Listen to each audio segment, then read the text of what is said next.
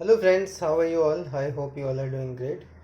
तो ये होगी हमारी क्लास नंबर 13 और जिसमें हम पढ़ेंगे price offer curve and demand function. Price offer curve को शॉर्ट फॉर्म में क्या कह सकते हैं?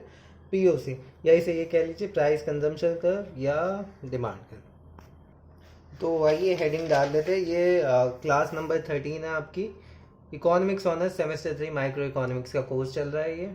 और हाँ, उसी की क्लासेस चल रही है। तो ये चैप्टर नंबर सिर्फ 6 हो जाता है। इसमें हम पढ़ेंगे प्राइस ऑफर कर के बारे में।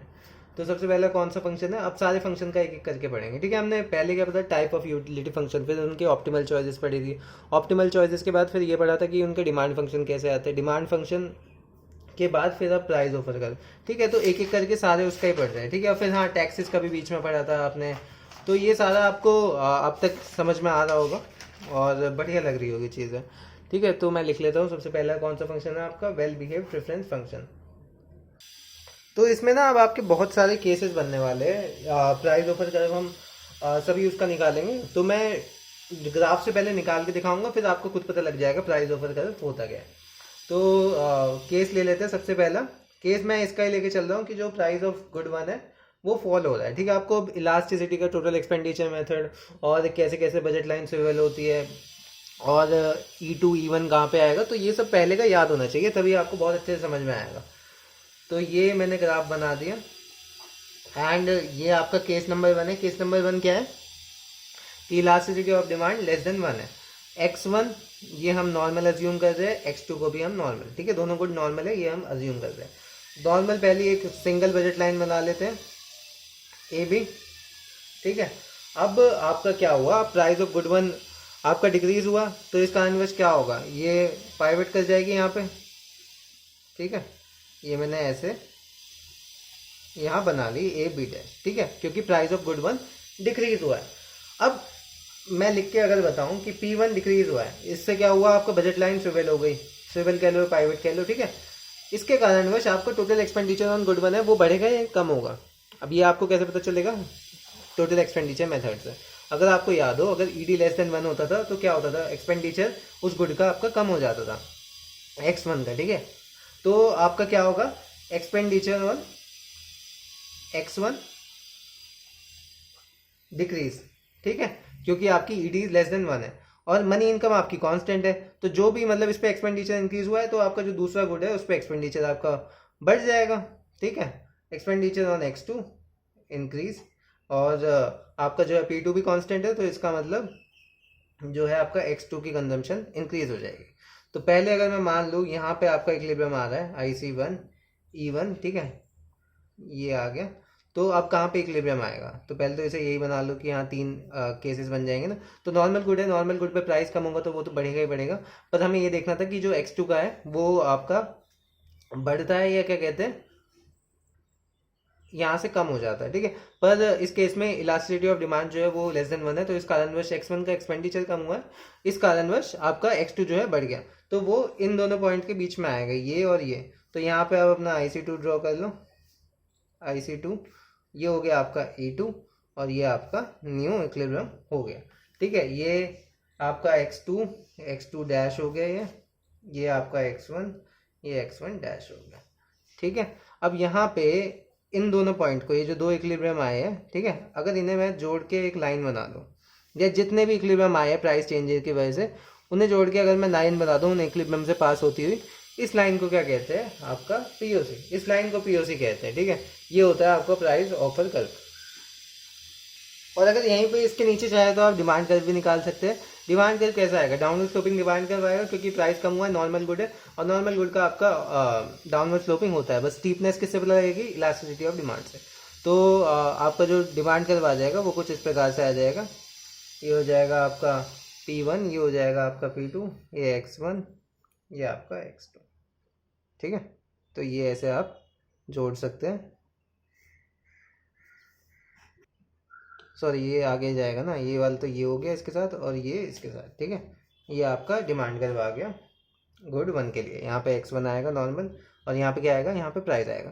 तो यहाँ पे देख के चलना है यहाँ पे क्या क्या आना है, ठीक है। डिमांड कर्व निकाल रहे हो, प्राइस और x1 के बीच में रिलेशन होता है। इसमें आप क्या कहते हैं? IC वगैरह निकाल रहे हो तो दो गुड्स के बीच में होता है, तो अगर मेरे को पीओसी की डेफिनेशन देनी पड़ी तो वो क्या रिप्रेजेंट कर रहा है, वो डिफरेंट कॉम्बिनेशन ऑफ जो ऑप्टिमल चॉइसेस है due to change in relative prices. Relative prices change हुए, पी वन अपना आपका डिक्रीज हुआ है, ठीक है, मतलब रिलेटिव प्राइसिंग चेंज हुए, holding the money income constant. यहाँ पे मनी इनकम कांस्टेंट है, जैसे मैंने यहाँ पे भी रखी थी। और ये जो पीओसी है ये आपका पॉजिटिवली स्लोप भी हो सकता है, नेगेटिवली भी हो सकता है, वर्टिकल भी हो सकता है, हॉरिजॉन्टल भी हो सकता है। ये किस पे डिपेंड करेगा, आपका इलास्टिसिटी ऑफ डिमांड पे। ठीक है, आपको समझ में आ गया क्या हो गया, फिर से बताया तो price offer curve represent different combination of optimal choices due to change in relative prices and keeping the money income constant. ठीक है, ये आपकी डेफिनेशन हो जाएगी आपकी प्राइस ऑफर कर्व की। जितने भी ऑप्टिमल चॉइसेस आ रहे हैं उसे ज्वाइन करके जो कर्व बनेगा उसे प्राइस ऑफर कर्व कहते हैं। और वो किसके चेंज के, मतलब क्या चेंज होने की वजह से आ रहे हैं, आपके रिलेटिव प्राइसेस के। और डिपेंड किस पे करता है कि इसकी शेप डाउनवर्ड अपवर्ड कैसे स्लोप होगा, वो इलास्टिसिटी पे डिपेंड करता है। और मनी इनकम इसमें कांस्टेंट रखते हैं। ठीक है, अब इसमें ये तो मैंने बता दिया, पर केसेस इसमें बहुत भर के बनने वाले हैं अभी, मतलब काफ़ी सारे केसेस बनेंगे, आपको एक एक करके बताऊंगा, आधे होमवर्क में दूंगा। ठीक है, तो ये तो आपका केस 1 हो गया। केस 2 देख लेते हैं। केस 2 में क्या है, केस 2 में जो x1 की इलास्टिसिटी है वो ग्रेटर देन 1 है, और मैं P1 डिक्रीज का ही लेके चल रहा हूँ, आप इंक्रीज का भी लेके चलना, प्रैक्टिस के लिए ना सारे केस बना के चलना, तभी आपके हाथ पे ना ग्राफ ढंग से बैठेंगे, वरना मुँह मजे वाली बात आएगी नहीं। तो यहाँ से देखते हैं भाई ग्राफ किस प्रकार का बनता है। तो ये हो गया, यहाँ पे x2 हो गया, यहाँ पे x1 नॉर्मली लेके चल रहा हूँ अभी। अब इसमें आपका पहले वही निकाल लो, ए बी निकाल लेते हैं, ए बी जो बजट लाइन है, और हमने IC1 यहाँ ले लिया। ठीक है, IC1 ये E1 हो गया, ये आपका x1 और ये आपका x2 डैश। ठीक है, ये डैश आ जाएगा क्योंकि x1 तो यही है ना, तो यहाँ पे डबल डैश कर लो।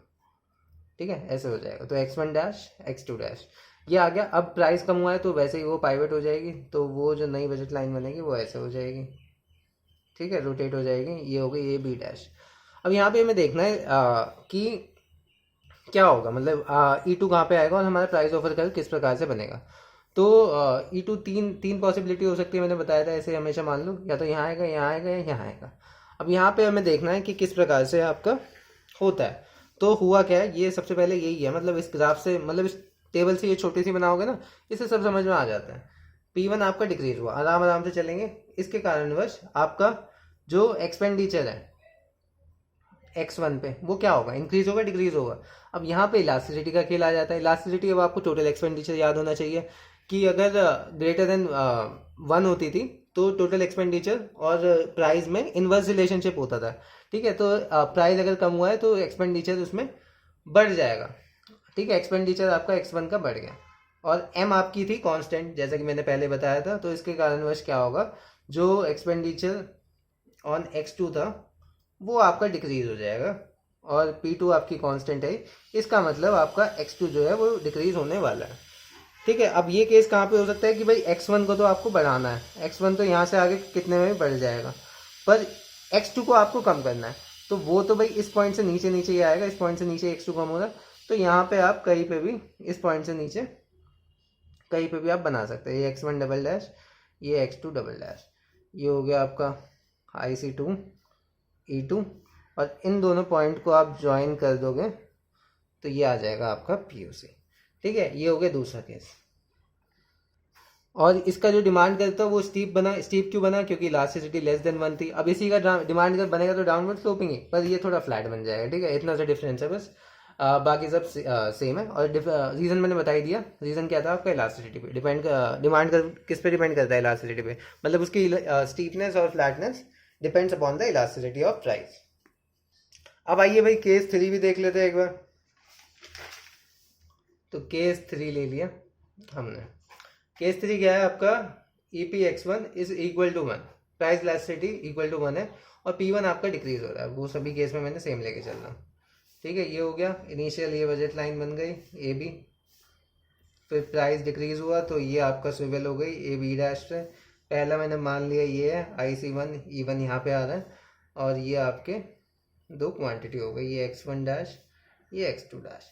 अब यहाँ पे हमें ये देखना है कि क्या होगा, मतलब IC2 कौन सी जगह पे आएगा। ठीक है, तो अब क्या हुआ है, P1 डिक्रीज हुआ है, तो इसके कारणवश क्या होगा, x1 तो आपको इंक्रीज होगा ही, क्यों होगा, क्योंकि लॉ ऑफ डिमांड है भैया, वो तो होना ही है। और x1 क्यों इंक्रीज होगा, दूसरा रीजन नॉर्मल गुड लिया हुआ है आपने, ठीक है। तो अब यहाँ पे एक्सपेंडिचर देख लेते हैं। तो expenditure of good, expenditure on x1 कितना रहेगा, एक्सपेंडिचर ऑन x1 ना सेम रहेगा जितना पहले का रखा था, पर x1 बढ़ा है पर एक्सपेंडिचर अलग है। अब इसमें ना कंफ्यूज मत हो जाना, एक्सपेंडिचर ऑफ x1 सेम क्यों रहेगा, क्योंकि जब EP इक्वल टू 1 होता है टोटल एक्सपेंडिचर उस गुड का हमेशा सेम रहता है, ठीक है। Total expenditure method of elasticity है, आपको याद होना चाहिए। तो एक्सपेंडिचर ऑन x1 आपका सेम रहेगा और आपकी मनी इनकम कांस्टेंट है। इसका मतलब क्या हुआ, आपका एक्सपेंडिचर ऑन x2 जो है वो भी सेम रहेगा, ठीक है। और P2 भी सेम है, P2 भी कांस्टेंट है। तो इसका मतलब जो x2 है उसमें कोई चेंज नहीं आएगा, वो जितना पहले था उतना ही आपका आगे होगा। तो वो सीधा इस पॉइंट पे आएगा, जो x2 डैश है ना वो सीधा इस पॉइंट पे आएगा, ये x2 डबल डैश के बराबर हो जाएगा। और x1 आपका बढ़ जाएगा, क्यों बढ़ेगा, क्योंकि लॉ ऑफ डिमांड है और नॉर्मल गुड हमने x1 को अज्यूम करा। तो ये हो गया x1 डबल डैश। अब POC बनाएंगे तो ये straight line horizontal to x axis आपका POC बन जाएगा इस प्रकार से।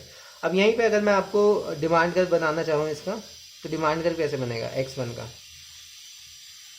अब ये तो अगर आपको याद हो तो जो जब इलास्टिसिटी 1 होती है तो कैसा बनता है डिमांड कर्व, टोटल एक्सपेंडिचर के उससे अगर देखें तो टोटल एक्सपेंडिचर हर पॉइंट पे सेम रहना चाहिए। इसका मतलब आपका रेक्टेंगुलर हाइपरबोला बनता था, क्योंकि इसके नीचे जितने भी मतलब 2 पॉइंट ले लो उनका एरिया सबका सेम रहता है, और एरिया होता क्या है आपका टोटल एक्सपेंडिचर, ठीक है। वही आपका इलास्टिसिटी अभी इक्वल टू 1 होती है उसमें आता है। अब चौथा केस है, ये आपके लिए होमवर्क है कि जो EP x1 है वो 0 के बराबर है। इसमें मैं बता देता हूँ, इसमें POC स्ट्रेट लाइन ऐसे बनेगा, क्यों बनेगा, क्योंकि जो प्राइस के चेंज होने पे x1 का कुछ चेंज हो ही नहीं रहा, ठीक है। तो there is no change in quantity of x1, तो सारे जितना भी आपकी आपकी रियल इनकम जो बढ़ी है वो सारा x2 में कंज्यूम हो जाएगी, और आपका सिर्फ x2 यहाँ से ऐसे बढ़ जाएगा, यहाँ से यहाँ हो जाएगा, पर x1 आपका सेम रहेगा। तो ये POC आपका इस प्रकार से बन जाएगा। और x1 का डिमांड कर्व बनाएंगे वो भी आपका सेम बनेगा, क्योंकि x1 में कुछ चेंज आया ही नहीं है, सिर्फ x2 में चेंज आया, तो ये भी सेम होगा। यहाँ पे एक क्वांटिटी आ जाएगी x1, और P1 और P2 पे सेम रहेगी, ठीक है। ये है आपका EP x1 का केस। अब ये आपको खुद से ड्रॉ करना है, ठीक है। मैंने बता तो दिया ऐसे, पर आपको घर पे ड्रॉ करना है, ठीक है। बहुत सारे केस अब सारे ऐसे एक एक कराने लग गए, बहुत टाइम लग जाएगा। तो ये मैंने बता दिया, घर पे आपको होमवर्क है ये ड्रॉ करना। बाकी नेक्स्ट क्लास में फिर इससे आगे करते हैं, देखते हैं क्या क्या है और टॉपिक में, और बाकी पढ़ते हैं इसके बारे में, और देखते हैं परफेक्ट सब्स्टिट्यूट वगैरह इन सब में कैसे आपके POC वगैरह बनते हैं, ठीक है। तो आज की क्लास के लिए इतना ही, आशा करता हूँ आपको सब कुछ बहुत अच्छे से समझ में आया होगा। मिलते हैं नेक्स्ट क्लास में, तब तक के लिए गुड बाय, टेक केयर, सी या।